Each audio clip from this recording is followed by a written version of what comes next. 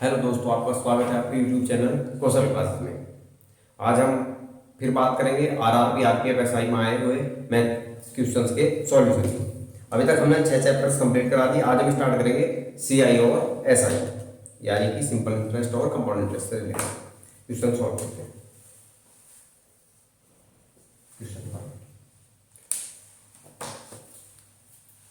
एक बैंक एक अर्धवार्षिक आधार पर गणना करके 9.4% चक्रवृद्धि ब्याज, कोई भी कंपाउंड इंटरेस्ट रेट दे रखा 9.4%, और कोई व्यक्ति है 1 जनवरी को पैसे जमा करता 8,716 और फिर 1 जुलाई को भी करता 8,716।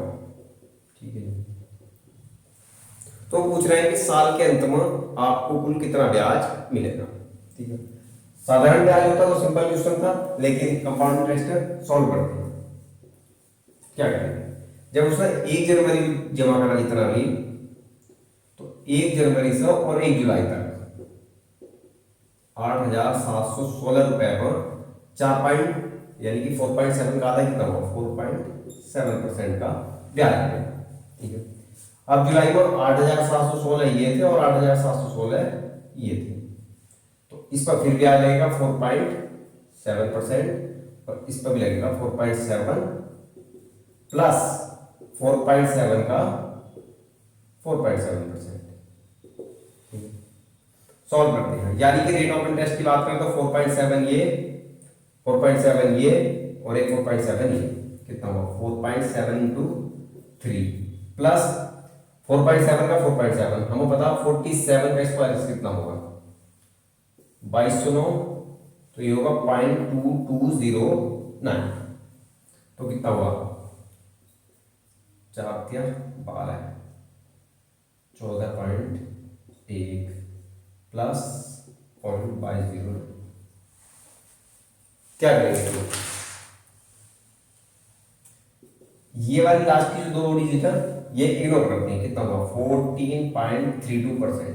तो जो हमारे पास नंबर था कितना अमाउंट था 8,716, इसका निकालेंगे केवल 14.32% और ये आपका आंसर। ठीक है, और सिंप्लीफाई में बताते हैं क्वेश्चन।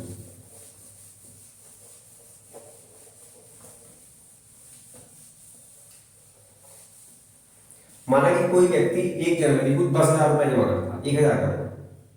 ठीक है, रेट ऑफ इंटरेस्ट 10%, और फिर 1 जुलाई को भी 1,000 रुपए जमा करता है, तो साल में उसे कितना ब्याज मिलेगा। तो जो 1 जनवरी का उसने जमा करा, तो 1 जुलाई तक उस पर 10% का आधा यानी कि 5% ब्याज मिलेगा। जुलाई में जो उसने जमा करा दूसरा किस्त, उसका भी 5%, और इसका भी ये कितना हो गया, ये 5 प्लस 5 का 5%, 5 into 4%, तो कितना हो गया 5 और 5 10 और 5 15 प्लस 5 का स्क्वायर 0.25 यानी कि कितने परसेंटेज, तो कितना ब्याज मिलेगा 1,000 इंटू 15.25 अपॉन 100, तो कितना हो गया आपका 152.50।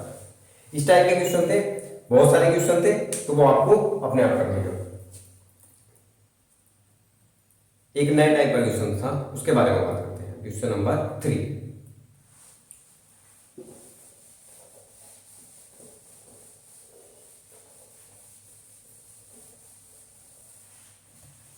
कभी भी इस तरीके के क्वेश्चन होंगे, चक्रवृद्धि ब्याज की किसी दर पर कोई धन 2 वर्षों में इतने गुना हो गया, कितने गुना हो गया, तो रेट ऑफ इंटरेस्ट निकाला। जैसे क्वेश्चन है कि 2 वर्षों में 55 गुना, 2 वर्षों में 55 गुना। ठीक है जी, तो रेट ऑफ इंटरेस्ट निकालना। तो जब भी 2 साल के लिए क्या तो इसका स्क्वायर रूट कर लेंगे, 55 का स्क्वायर रूट कितना हुआ, भाग विधि से निकालेंगे, कितना हुआ 749 बचा 6 0 7 और 7 14 फिर 0 600 हो गया। ठीक है, इस तरीके से फाइंड आउट कर लेंगे और आपका आंसर आ जाएगा। इस तरीके के 2 क्वेश्चन थे पूरे आरपीएफ एसआई के एग्जाम में, तो आप उधर अपने आप करेंगे। क्वेश्चन नंबर नेक्स्ट 9 10 11 12 13 14 15 16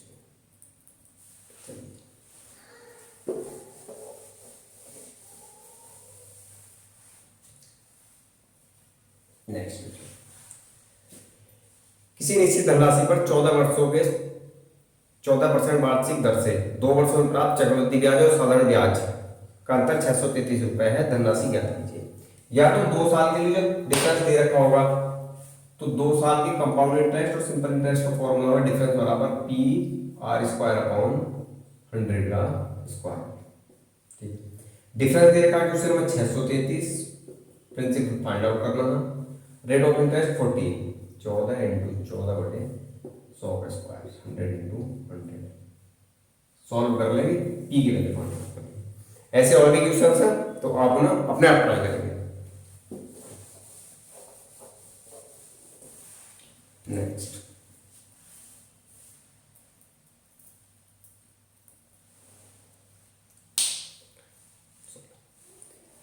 उत्सवी ने वार्षिक रूप से चक्रवृद्धि 18% चक्रवृद्धि ब्याज से 7,500 रुपए की धनराशि का निवेश किया, यदि उसे n वर्षों के बाद 10,443 धनराशि प्राप्त हुई। 50 हमें फॉर्मूला पता है A बराबर P 100 प्लस R अपॉन 100, चक्रवृद्धि ब्याज से रिलेटेड यही फॉर्मूला। क्वेश्चन में क्या देखा, क्वेश्चन में क्या रखा कि रेट 18%, तो 100 18 118 आधा करेंगे तो 59 बटे 50 और ये दे रखा n। पैसे इन्वेस्ट करे थे यानी मूलधन था 7,500, मिश्रण हो गया 10,443। ठीक है, क्वेश्चन की लैंग्वेज सुन लेंगे, ये प्रिंसिपल, ये अमाउंट और ये रेट ऑफ इंटरेस्ट दे रखा था, सॉल्व कर लेंगे। एन निकालना है तो केवल एन वाले टर्म इस साइड में, बाकी इधर लाएंगे तो ये इसके अपॉन 2 10 4 4 3 अपॉन 7 5 0। अब सिमिलर करने की कोशिश करते हैं क्योंकि पावर कंपेयर करेंगे। तो यहाँ देखिए 50 का स्क्वायर 2500 और उसका 3 गुना होगा, 3 से डिवाइड करेंगे, हो गया कितना 2500, 3 से डिवाइड करेंगे, 3 तिया 9, 1 14 3 चौक 12, 2 चौक 3 अट्ठे 24, 3481। अभी देखेंगे ये 50 का स्क्वायर है और इधर भी 50 ही होगा, तो ये भी इधर 59 का स्क्वायर से होगा। ठीक है जी, एन की वैल्यू आया थी 2, यानी कुल समय फाइंड आउट करना था 2 साल। नेक्स्ट क्वेश्चन है, वहां रेट ऑफ इंटरेस्ट 5%, कैपिटल आपकी दे रखी 8,400 और अमाउंट है 9,261, एन की वैल्यू फाइंड आउट करनी है। तो ये क्वेश्चन आप अपने आप ट्राई करेंगे। क्वेश्चन नंबर 20,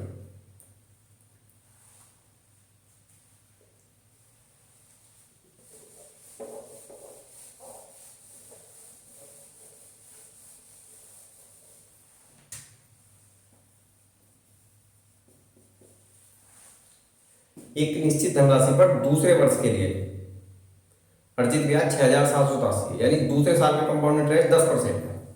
हमें पता है कि रेट अगर 10% है तो पहले साल जो कंपाउंड इंटरेस्ट है सिंपल इंटरेस्ट होगा वो बराबर होगा।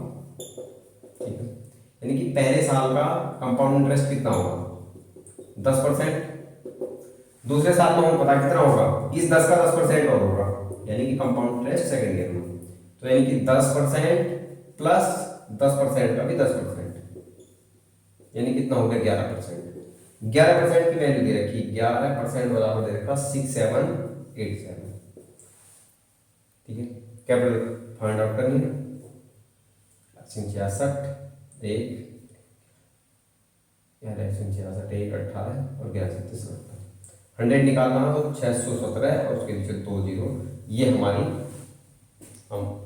मिश्रण था यानी प्रिंसिपल अमाउंट था। ठीक है जी, नेक्स्ट क्वेश्चन की बात करते हैं, क्वेश्चन नंबर 21।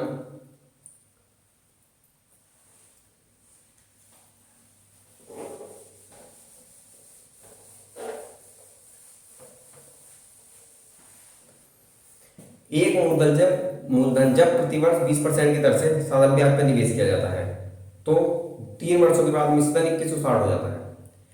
आप क्या करेंगे, साधारण ब्याज का question sir 20% rate of interest 3 साल का समय है तो कितना होगा, यानी कि कैपिटल अगर हमारा प्रिंसिपल 100 रुपए था तो सिंपल इंटरेस्ट कितना होगा 20% 1 साल का, तो 3 साल का हो गया 60%, यानी कि वैल्यू दे रखी है 160 बराबर 2160। ठीक है, अब वो पूछा डिवाइड करेंगे कितना हुआ 16 एकम 16, 5 56, 16 48, 16 48, 8 80 और 16 पंजे 80, यानी कि 1350, 135 में। वो पूछ रहा है 20% निकालना, तो 20% के लिए 135 को 20 से मल्टीप्लाई कर लेंगे, तो ये हो गया 270 रुपये। ठीक है जी।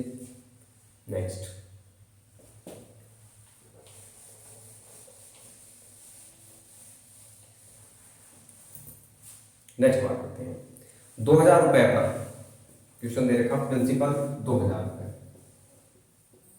Rate of interest 6.25। ठीक है जी। 11 फरवरी से 23 अप्रैल, ध्यान देंगे 11 फरवरी 2023 से 25 अप्रैल 2023, साधारण ब्याज निकालना। साधारण ब्याज का फॉर्मूला पता ही, ब्याज बराबर मूलधन गुणा धन गुणा समय बटे 100। समय निकालते हैं। जब भी इस तरह के क्वेश्चन होंगे, डेट दे रखी होगी, तो वो कहीं ना कहीं 73 की मल्टीप्लाई होंगे, नहीं 73 के टेबल्स में होंगे। अब काउंट करके देखते हैं। फरवरी के कितने दिन बचे, 28 तक कितने बचे, 17 दिन। मार्च के 30 दिन, अप्रैल के 25 दिन, कितना हुआ 72, यही सब जोड़ेंगे तो ये होगा, मार्च के थे 31 दिन, तो ये होगा 73। 73 का मतलब है कि साल का 1/5, साल का 1/5 कितना होगा। ब्याज निकालते हैं। ब्याज बराबर मूलधन गुणा दर गुणा समय। समय के लिए 1/5 इंटू 100, और ये 100 लगाएंगे यहाँ पर। ठीक है जी। सॉल्व कर लेंगे आंसर। जब भी दिनों की बात होगी तो 73 का मल्टीप्लाई होगा, या 73 दिन होंगे, 146 होंगे, इस तरीके के दिन होंगे। Next question number 28।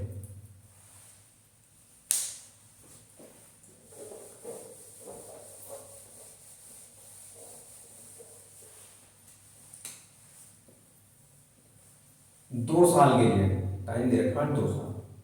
Simple interest उनका 60 रुपए और कंपाउंड इंटरेस्ट 64 रुपए, 64 62। ठीक है। तो मूलधन निकालना। जब भी ऐसा करना होगा क्या करेंगे, 1 साल का अगर फाइंड आउट करेंगे तो कितना होगा 30। 1 साल का साधारण ब्याज होगा 30 रुपए। ये इससे कितना अंतर है 2, तो क्या करेंगे 2/30, यानी इस 2 का जो 30 का रेशियो हो, उस 30 का रेशियो हो ये आपके मूलधन से, यानी प्रिंसिपल से। सॉल्व कर लेंगे। P बराबर 3 × 3 = 900, 200 भाग करेंगे 450। ठीक है। इस तरीके के और भी क्वेश्चन है, वो आप अपने आप कर करेंगे। नेक्स्ट क्वेश्चन नंबर 15 हो गया, 10 20 29 20।